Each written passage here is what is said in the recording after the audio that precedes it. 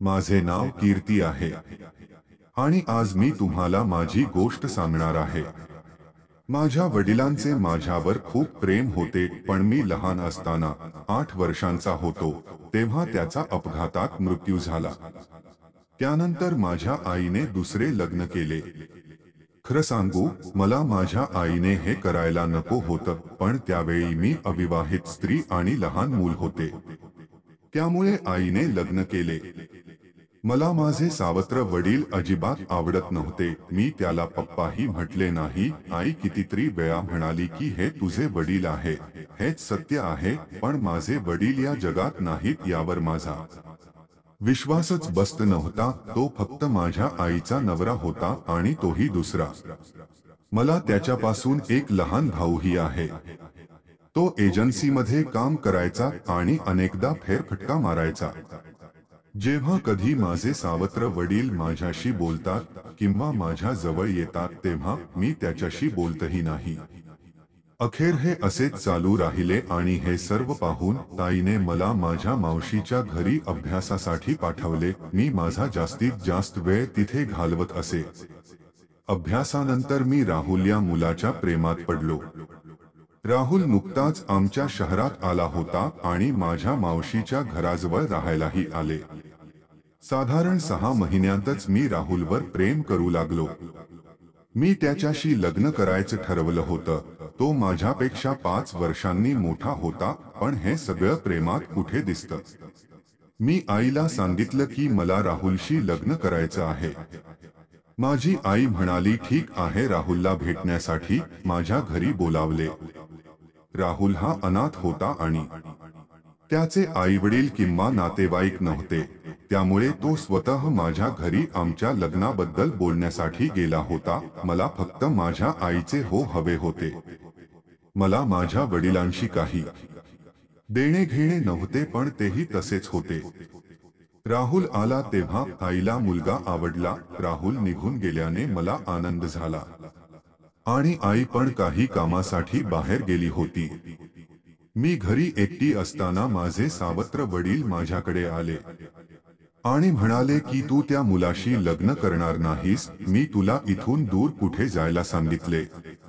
मी तिथून हसायला लागलो। मग त्याने माझा हात धरला आणि पुन्हा म्हणाला, तू लग्न करू शकत नाहीस। यावेळी त्याच्या डोळ्यात थोडा राग होता। मी म्हणालो, माझा हात सोड आणि माझ्यापासून दूर राहा। मी माझ्या खोलीत गेलो आणि दरवाजा बंद केला। आई आल्यावर मी म्हणालो, तुझा नवरा माझ्याशी फ्लर्ट करत होता। आई म्हणाली, गप्प बस, त्याच्याबद्दल काही बोलू नकोस, तो नेहमी तुझ्या कल्याणाचा विचार करतो। जणू माझ्या आईच्या डोळ्यावर पट्टी बांधली गेली होती। रात्री मला आई पुन्हा म्हणाली की हा मुलगा राहुल बरोबर आहे, तू त्याला चांगला ओळखतोस। त्याने कान भरले हे मला समजले। मी कुठे चुकलो राहुल, तो तुझा नवरा नाही। ते मला लग्न करू द्यायचे नाही। त्याच्या मनात काय आहे माहित नाही, पण मी राहुलशीच लग्न करेन। माझ्या आईला माझा निर्णय चांगलाच माहित होता, त्यामुळे आमचे लग्न ठरले।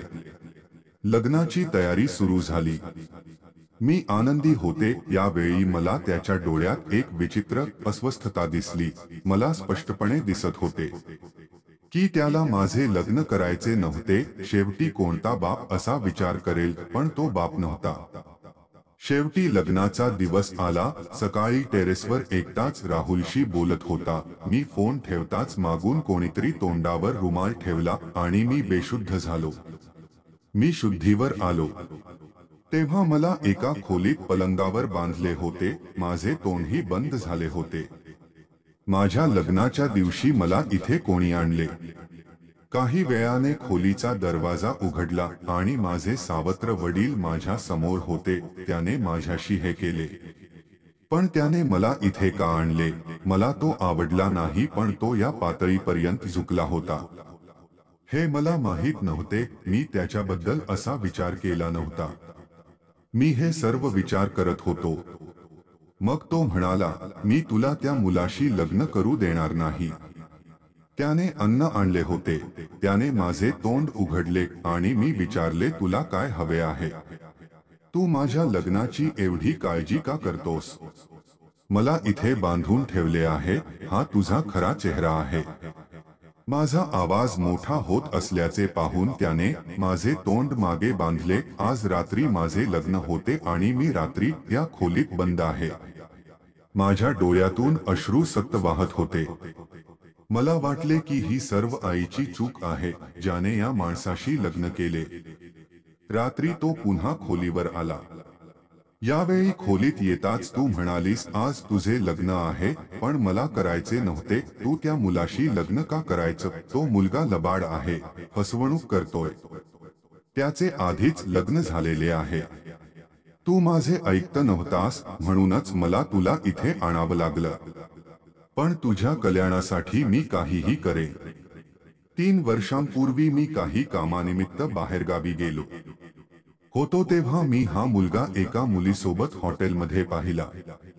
मला ते आठवते कारण ती मुलगी माझ्या मित्राला ओळखते. त्यावेळी ती त्याच्याशी बोलली तरी तो गप्प बसून तोंड लपवत होता. तू त्याला घरी आणलेस तेव्हा मला वाटले की तोच आहे, म्हणूनच मी तुला नकार देत होतो. मला माहित आहे की तू मला तुझे वडील मानत नाहीस, पण मी तुला नेहमीच माझी मुलगी मानतो. आणि मी तेच करणार आहे जे तुमच्यासाठी चांगले आहे. तुम्ही माझ्याबद्दल काय विचार करता किंवा काहीही बोलता हे महत्त्वाचे नाही. त्या मुलाचे सत्य तुम्हाला सकाळी कळेल आणि तोपर्यंत मी तुला इथेच ठेवी. आणि दरवाजा बंद करून तिथून निघून गेला. तो सकाळी परत आला आणि त्याची आईही त्याच्यासोबत होती. पहिली येताच आईने माझे हात आणि तोंड उघडले. मी आईला म्हणालो, बघ ह्या माणसाने काय केले. त्याच्या बोलण्यावर आजपर्यंत माझा एक तुकडाही विश्वास नव्हता. पण तेवढ्यात दारातून दुसरी महिला आली आणि तिच्या हातात एक लहान मूल होतं. ती स्त्री म्हणाली, तो बरोबर बोलतोय, तो माणूस फसवणूक करणारा आहे, त्याने मलाही फसवले. तो अनाथ नाही, त्याचे कुटुंबीयही आहे. माझ्या समोर उभी असलेली स्त्री, तिचं मूल, माझी आई, हे सगळं बघून माझाही विश्वास बसायला लागला. मी त्याच वेळी राहुलला फोन केला पण त्याचा फोन बंद होता.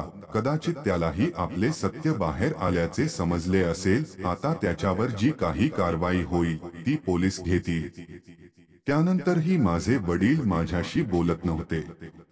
ते असे जगत होते जणू काही आधी काही घडलेच नव्हते. त्याचा वाढदिवस अवघ्या 5 दिवसांनी होता.